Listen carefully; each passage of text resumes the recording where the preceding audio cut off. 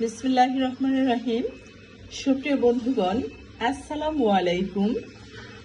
আজকে আমি দেখাবো আপনাদেরকে খুব কমন একটি রেসিপি, জলপাইয়ের আচার।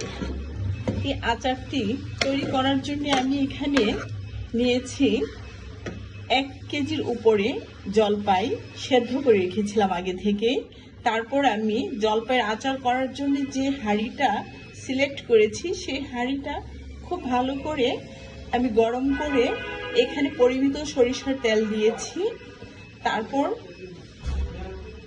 আমি জলপাইটা ঢেলে দিয়েছি, পরিমিত লবণ দিয়েছি, হলুদ মরিচ ধনে গুঁড়ো দিয়েছি, 1 চামচ জিরা ফাঁকি দিয়েছি, তারপর চিলি ফ্লেক্স দিয়েছি 1 চামচ চায়ের চামচে, তারপর দিয়েছি জিরা ফাঁকি, তারপর দিলাম আমি সর্বশেষ ইনগ্রিডিয়েন্টস হিসেবে 5 ফোড়ন ফাঁকি। আর যা দিয়েছি সেটা হলো পাটালি গুড় এবং 3 চামচ